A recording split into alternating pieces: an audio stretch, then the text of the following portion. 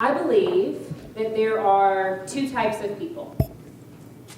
There are those who are called, and then there are those who are chosen.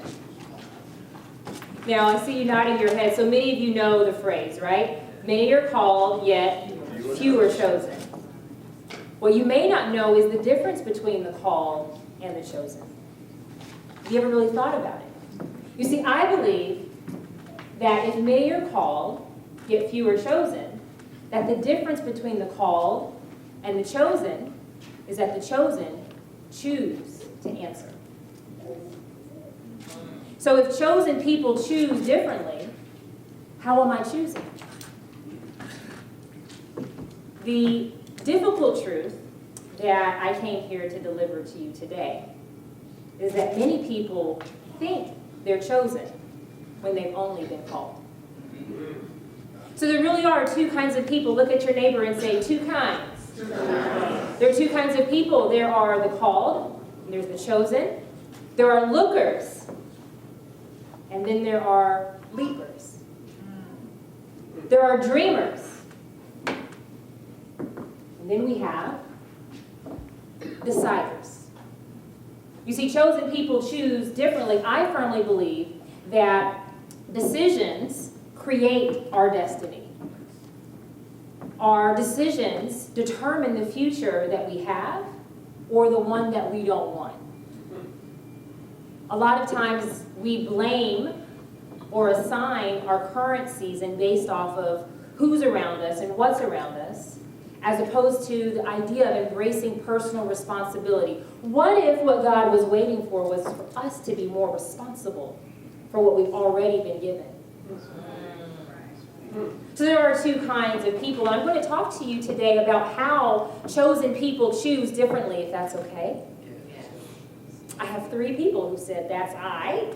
I'm going to talk to you today about how chosen people choose differently. Is that okay? Yes.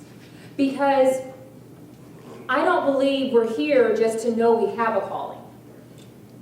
And I find that many people are content with knowing that they have the potential to enter into their destiny. They have the potential to have a greater future. And we've gotten caught in this mentality that says, if it is to be, it will be. God works all things for good for those who love Him. But it also says those who are called according to His purpose. You forget that part.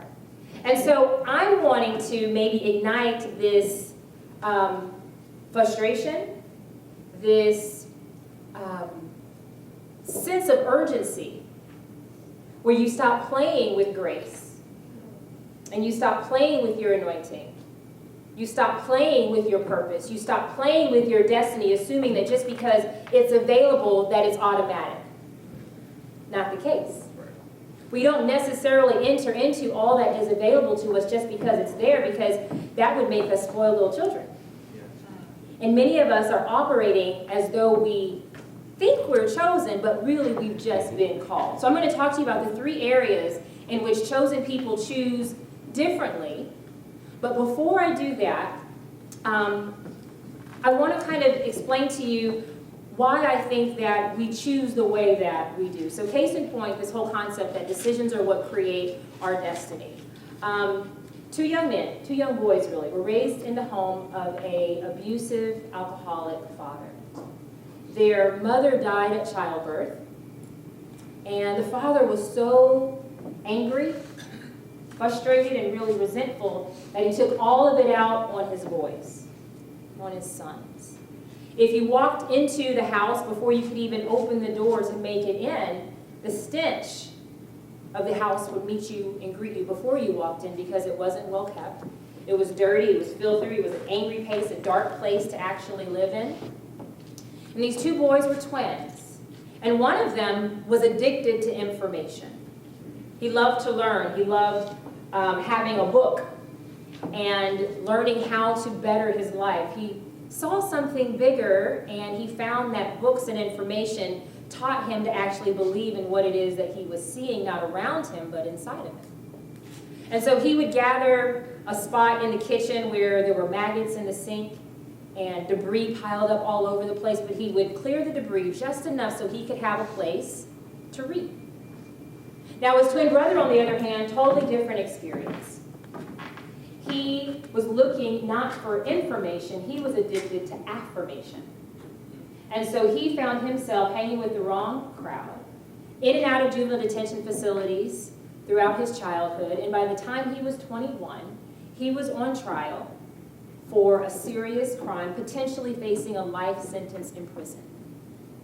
And when you ask him as he sat in his prison cell, how did you end up here? How did you end up behind bars? He says, I am the way I am because of my father.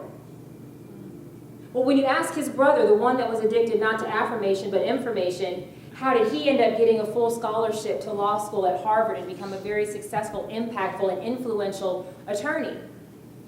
He says, I am the way that I am because of my father. And so I want to submit to you that it's not just what we decide. I believe that how we decide is more important than what we decide. So often we have made clarity an idol. Let me let that simmer for a moment. We want to know exactly what to do, the right things to do so that we take the right path and end up in the right place. And we know that choices are important, so we don't want to mess up. We don't want to screw up. We don't want to step out of grace. We don't want to step out of our covering. We don't want to step into the wrong space. Am I right? Is anyone following along with me? Is this true or false? Yes, it's true. And so we end up wanting to make the right decision. But as you can see with these two young men, two people, one environment, two dramatically different directions in life. I would submit to you that how you decide is more important than what you decide, because what you decide will be based off of how you see yourself. Yes. And what you see for yourself. Yes. I'm going to say that again. How you decide will be determined based off of how you see yourself and what you see for yourself. Because if we don't see more, if we don't believe that we should have more, that we are, dare I say, entitled to more, then more is going to pass us by. And let me tell you, it's chasing you down. The thing that I've learned about God and the thing that I've learned about God's love is that it chases us down every single day. I should have said this when I'm in Atlanta. Every day. All day, every day, in every single way. And what am I talking about with love? I'm talking, yes, about relationship. I'm talking about health. I'm talking about wealth. I'm talking about clarity. And I'm talking about everything that you need to become the person that you really are, to become that chosen person. He doesn't want it to be that difficult. Can we just receive that for a moment? That maybe it's actually supposed to be easy. And if it's coming at me in every which direction, maybe the reason I can't see it is because I really can't see myself. What I will choose and how I will choose will be based off of how I see myself. What do I see for me? And the Bible even says, I mean, there's this book I like to read. It's called The Bible. You may not have, but it's one of the best sellers of all time. It's been around forever. And in it, it says that the people perish because of a lack of vision. Another translation says they perish because they stumble all over themselves. Or I should say this, they have a lack of vision and they perish. I'll remix it. Rewind. Without a vision, the people perish. Another version says without a vision, the people stumble all over themselves. So if you feel like you're doing this, going in circles, tripping, even as you're going in circles, the same circle you've been in, you're still tripping in the circle that you just went in, right? Sometimes it's just because we have a lack of vision, but I don't think it's always a vision about what's outside of us. I think that sometimes he's like, I'm not going to give you a greater vision as to what you can be and what you can do until I get you in touch with you understanding who you really are, how precious you really are, how important you really are, how smart, how brilliant, how gifted you really are, how much you are in opposite of what everybody else told you you are. And so what you decide will be based off of how you see yourself. And as an entrepreneur who has grown a multi-seven-figure business from scratch, I would say that this is the number one thing that has made the difference. The more I see for myself, the more comes through me. The more I generate, the more I manifest, the more I'm able to co-create with my co-creator. We're here to do the dang thing. We're created in the image of the Creator for the purpose of creating. But if I see myself somehow not able to create for whatever reason, right? If I see less for myself, then I end up doing less. I reach only as high as I actually believe I'm entitled to. Now, I'll say one other thing and then I'll move on. This word entitlement might seem like the wrong word. Might seem a little arrogant, self-centered, ego-driven. But I think it's a divine word. When I say entitlement, I'm talking about your birthright. Believing that I was built to birth amazing, incredible, brilliant, God-glorifying things in every area of every single corner of this world. That there are no limits because I serve an unlimited God. My company is called Me Unlimited. And it wasn't about me, but if we serve an unlimited God, that means me God's way, me without the restrictions, me without the limiting beliefs, me without the barriers, me without the stereotypes, me without the labels. But what if I were to operate in the fullness of a limitless me? And so when I'm talking about entitlement, I'm talking about you operating and embracing your actual birthright. I'm talking about your ideas, your dreams, your vision. Those are not just options on a buffet. That's your actual DNA. Are y'all going this way? No. Is it hitting you here? Yes. Take a deep breath in.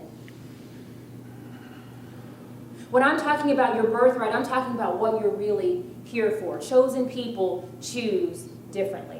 So we know that there are two kinds of people. We know that what you choose will be based off of how you see yourself and what you see for yourself. I also believe that there are two different kinds of decisions that we can make. So we know there are two kinds of people. How many?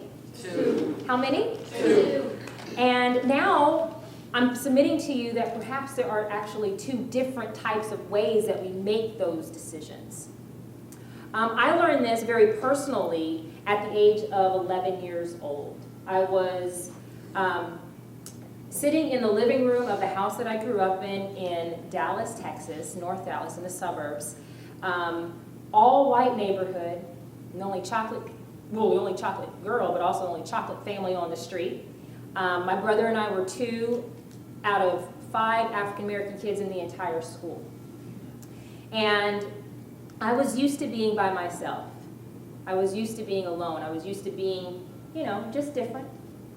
Never got invited to spend the night at anyone's house. They could come to my house, but no, I could go to their house, but they weren't allowed to come to my house. And so I got used to watching other people live their lives. And so one day I was sitting in the living room just looking out the blinds. Now, for some of you who were more than just a baby in the 70s or 80s, you remember these things that were like aluminum blinds? They made quite the noise or sound. But I'm looking at these aluminum blinds and just waiting for something to happen. Nothing really happened. We lived in good neighborhood, suburbs, nothing really going on outside. But I was just looking. And there's this lady who's walking by who I recognized. I knew she lived across the street and then 4 houses down from me. I didn't know her name. I knew she had 2 kids and a husband. Long ponytail, and it was all her hair. And she's walking fast, that ponytail is flaying, you can tell she's in a hurry, and I'm just staring. My parents had told me that you can't see into the living room, but we can see out. It was like, I guess, some kind of tinting that people couldn't see in, but we could see out. But all of a sudden, she stops dead smack in front of our house, and she just starts looking right at me. And I'm looking, thinking, she can't actually see me, and so I'm going to stare right back at her, although I know that staring is not polite. And she continues to stare, and all of a sudden, she does something that I'm also not expecting, which is she takes a step, and then another one, and then another one, and she proceeds to walk up the walkway of our house and rings the doorbell.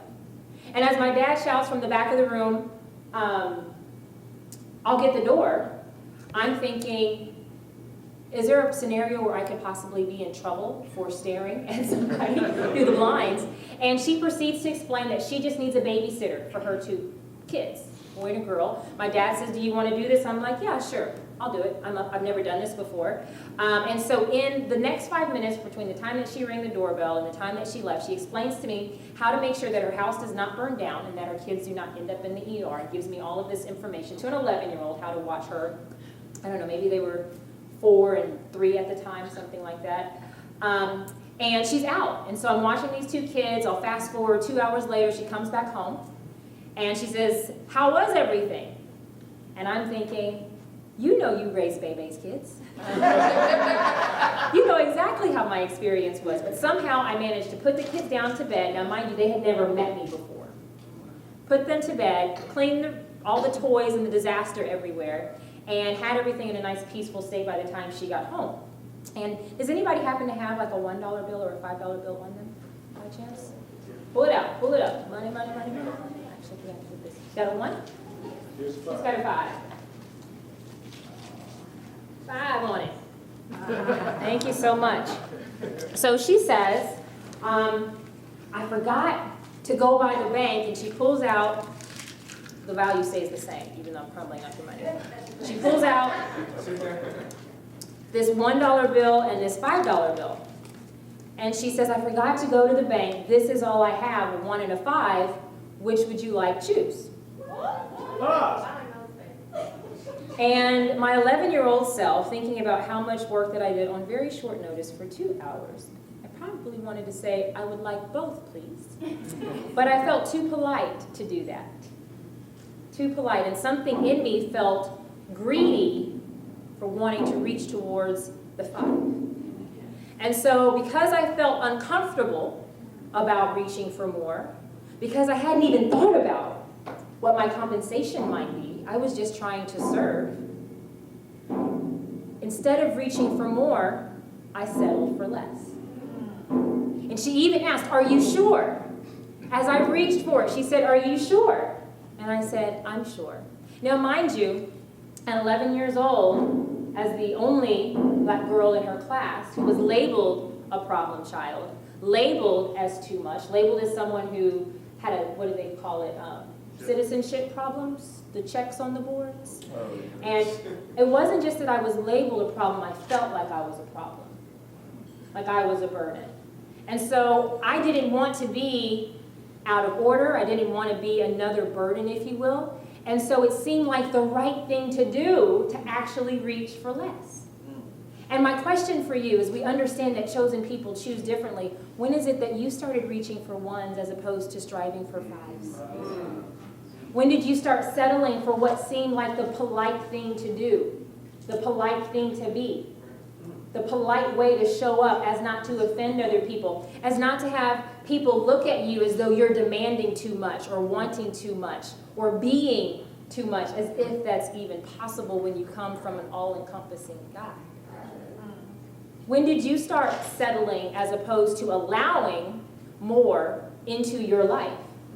Because our choices also determine what we're ready to receive.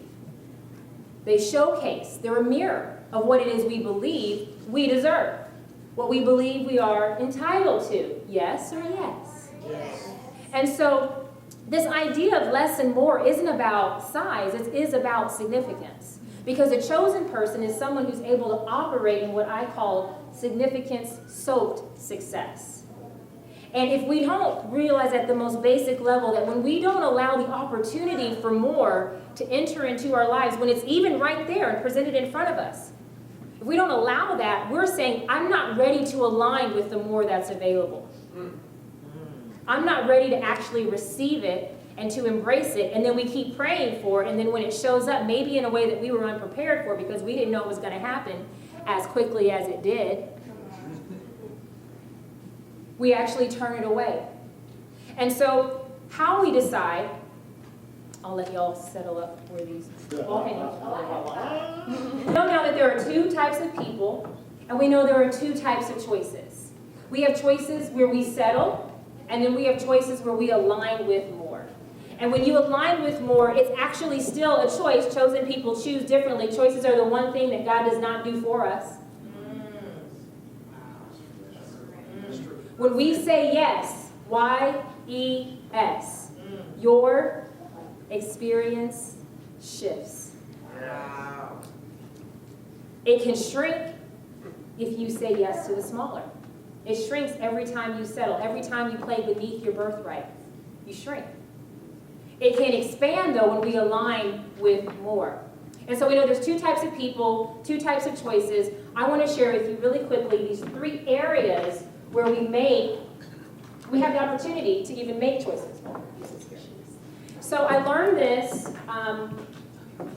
I stand before you today as somebody who has built a multi-seven-figure business as a coach and a speaker, author. I'm not going to talk to you in the short time that we have about how to grow and build a successful business in terms of the tactical strategies and marketing and messaging, which are some of my superpowers and I love. But what I believe is most important is being a person capable of making choices that creates a millionaire lifestyle. Is that okay? Yes. And so, just a few years ago, I didn't know how I was going to pay my bills. I had called my wedding off 6 days before, planning to say I do.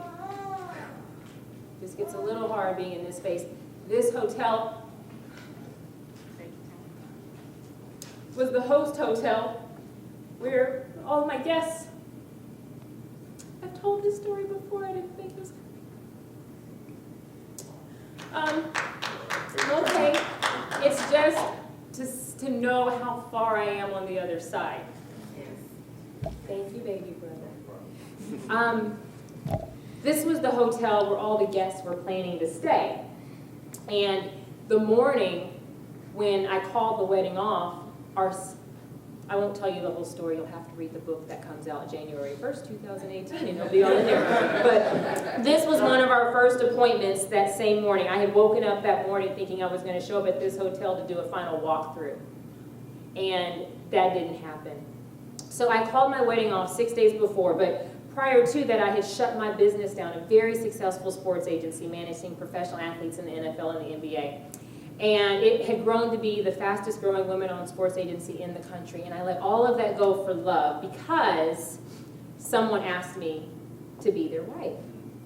And the reason, though, I called it off was because 6 days before, I found out that he was cheating. And there's something that happens when a man cheats on a woman. It changes who she is. It changes who she believes she is. And it changes how she thinks about herself and how she thinks about everything she's believed to be stable, to be real, to be true. It changes her decision-making ability, and we know that chosen people choose differently, but what happens when your chooser has been stepped on like a compass or like an engine that's just been ripped apart? Do you see what I'm saying? And so I was in that space not knowing not only how I was going to come into a place of being whole and well and forgiving and loving, and I knew that I was a bright light, but I didn't feel like one right then. There are definitely many days where I wish that I didn't know so much word, that I really had just gone up to Chicago and keyed his car and taken air out the tires. You know, I had those days, and I kind of feel like I should have done it because God would have forgiven me anyway, but... Did I say that out loud? I did. But my point is this.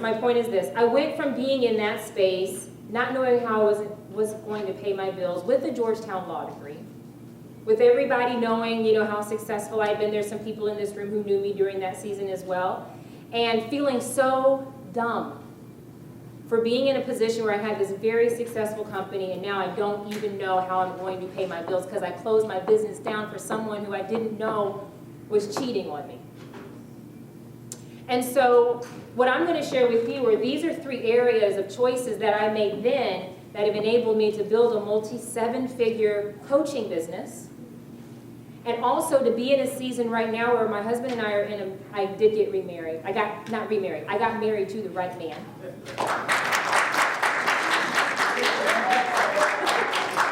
An amazing man. can. But we're in the middle of a sabbatical. We've been on rest, pause, if you will, for 2 years. And when we looked at our finances and we decided to really take this pause that we were called into, we realized we could take 3 to 5 years and not change our lifestyle, living in our dream house, driving our dream cars, not having to actually go back to work. And so what I'm sharing with you is not from a position of any type of ego at all, but I believe that this is what limitless living really is all about, is not having to work so hard all of the time. So the first area that I believe is important, that it's absolutely essential, that you choose bigger. Bigger, the letters B-I-G, meaning built in God, that you choose more, that you align with more, that you allow yourself to experience more, is in the area of courage. And that's a heart. Courage is absolutely essential to become the person that you really are. It takes courage to live your calling. Anybody who tells you otherwise is not living their purpose. They may have never experienced it before, so it's easy to tell people something is easy if you've never done it. But it takes courage to change your life. It takes courage to reinvent. It takes courage to stop what you're doing and to start something new. That takes courage. And my question is, if we have all of this faith, right, what do we have the faith for? So we can just go back every 7 days and get filled up? What do we have the courage for if it's not to change our lives so that we can change other people's lives? Not just talking about it, not just knowing it's possible, not just reciting it and scripturalizing it, but actually seeing the fruit of what it is that we truly believe and that we know and that we talk about. It takes courage to start, but here's the real courage. It doesn't take courage just to start. It takes courage to start before you're ready. Yes. See, that's our philosophy at the Confidence Institute and Business School, is that you start, but you start before you're ready, because there's no such thing as ready. You're always going to have more that you would want to do and tinker with and perfect and to refine and to make better. And also the reality is that you've been probably a perfectionist in every single area of your life thus far. But the more you wait for ready, the more you're saying, God, you can't trust me. Yes. Right. That simmer. The more you wait for ready, the more you're saying, God, you can't trust me. Because you're really saying, I don't trust myself. I don't trust myself unless there are perfect conditions. But you think about a child, they wake up, they don't want to go to school the first day because they feel like, oh, I don't know as much as everybody else, or I don't feel as comfortable as everybody else, and they feel insecure. But you believe in them enough to say, get back out there and do it again. Even though they may not fully be ready, you know they'll get ready if they go, but if they stay seated, they ain't never going to be ready. Parents, am I right? Yes. Am I right? Yes. Now the thing is, our parent is looking down on us saying the exact same thing. There is no such thing as ready. You get ready when you get in the game. Yeah. And so it takes courage to start. Chosen people choose differently, but chosen people start while other people are getting ready. That was a difference maker for me. I look now and I see the coaching space is filled with a lot of coaches that didn't exist when I got started. Thank goodness I was desperate to pay my bills. Maybe they had jobs, maybe had benefits, maybe they had that check, that blue check that came every 2 weeks. I didn't have that. And so I had this sense of urgency. I wish I could say that it was purely about calling. It was about the mortgage and the lights. And yes, there was passion mixed up in there, but you have to start, right? The second thing, the second area where you need to make bigger choices. This is a light bulb. My artist friend in the room is sitting there like, yeah, is in the area of innovation. Now, innovation certainly means to be ahead of the curve. It means to be different. It means to be unique. But here's the mistake that most people make, is they try to be innovative. You're trying to come up with something that you don't need to come up with, that you actually need to surrender to, not invent. Take another deep breath in. You surrender to your true calling. You surrender to the ideas, the dreams, the unctions, the visions that nobody else understands, those the thing that you sense inside of you. You don't surrender to what you see around you. You surrender to what is unseen, because that's where the real miracles happen.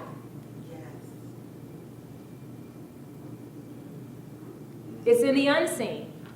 And a real creator, created in the image of the creator, is able to create what's never been created and bring the unseen into the seen, and that's the genius. Yes.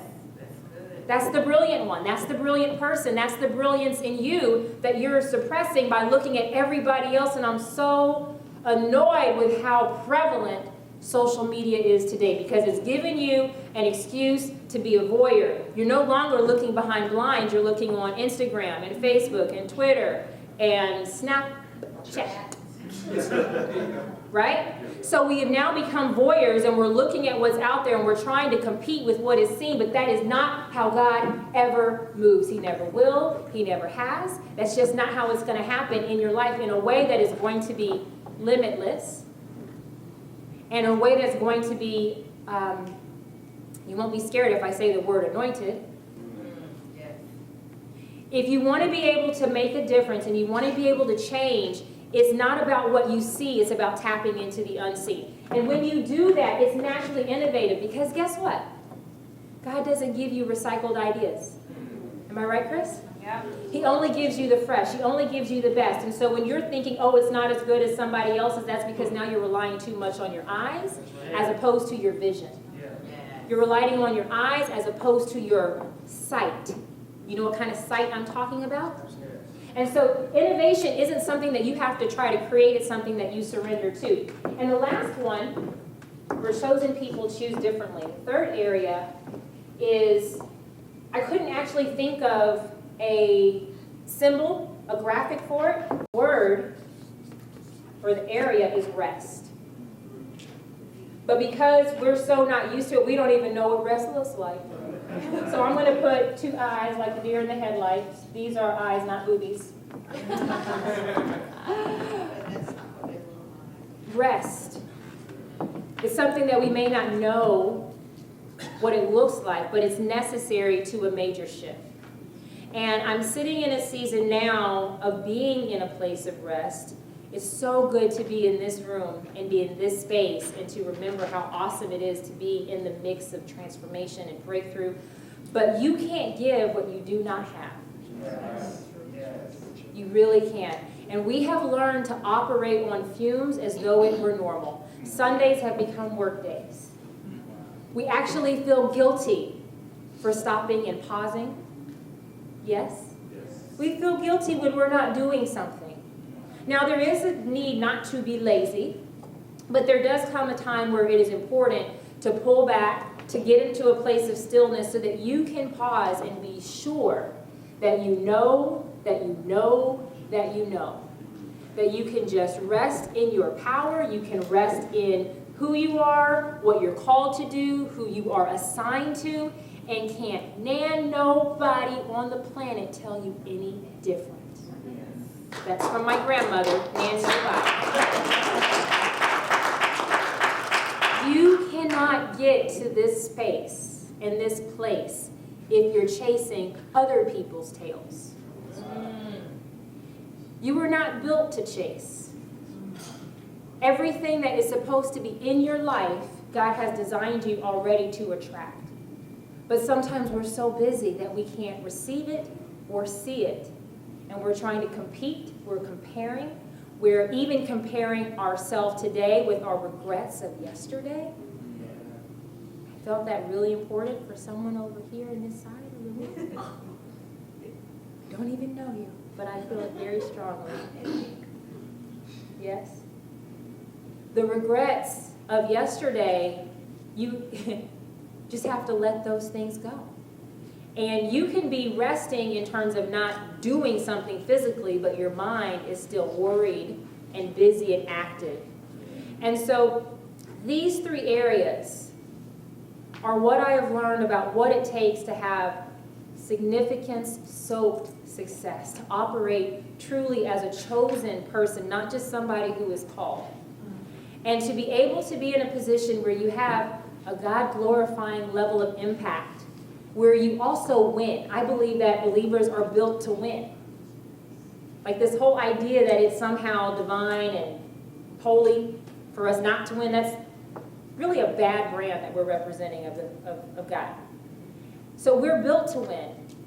We're built to be of impact.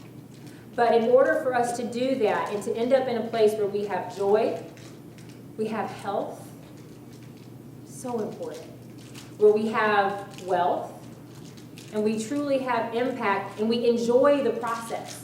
I see so many people who are living in ministry, if you will, whatever you want to call it, business or ministry, I think it's the same thing, both meet a need. And they're physically sick, their families are a wreck, and they're not happy. That's not good. That's not limitless. That's not chosen. And in order for us to embrace and experience and have all of those things, we have to learn how to choose differently, choose in alignment with our birthright, choose in alignment with our dreams and our goals and our desires. And the last thing that I'll share with you, two last things. One is doing these things has enabled me to really pause. And it's in that pause that the shift happens. If you take nothing else from what I said, usually I'm up talking about here's all the things that you need to do. This is a very different type of talk for me to say pulling back is the only way to really propel forward. When I had my heart broken, that opened up a whole new life of coaching. I was opening up a multi-seven-figure, business-based, Christ-based ministry that I didn't even know I had inside of me until I had lost me. And I'm in this season again as well where the reinvention strategist is now reinventing. And realizing how important rest and health really is for longevity. But because in both seasons, I started before I was ready. I followed the truth of what I was truly passionate about, so I was naturally innovative. And whether the first time I didn't really feel like it was a choice, but everyone says it was a choice because you could have gone ahead and gotten married, and you could have gone ahead and done the things. In my view, that wasn't happening. It was healing that was the hard part, not calling the wedding off, it was the healing, but I still had 10 months of rest before I stepped into this world of coaching and helping people. And so these things are the things that have enabled us to just be able to sit back and relax while everybody else is working really hard.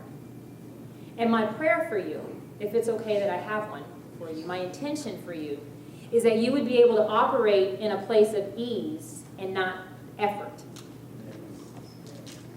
That you would start before you're ready, that you would start when the window is open. Being in environments like this, with a visionary like this, like the Chris who put this together, so many people take these moments for granted.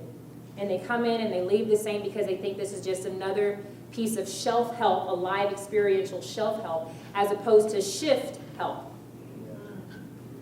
And this room in particular, this exact configuration is important to me because 5 years ago, I had an event called the Launch Your Dreams Tour. This was the first stop, one of the first stops. And 150 people showed up. And at the very end, there was a young lady who sat in the very back. And she was waited for everybody to leave. She comes up to me at the very end. We were standing right about here.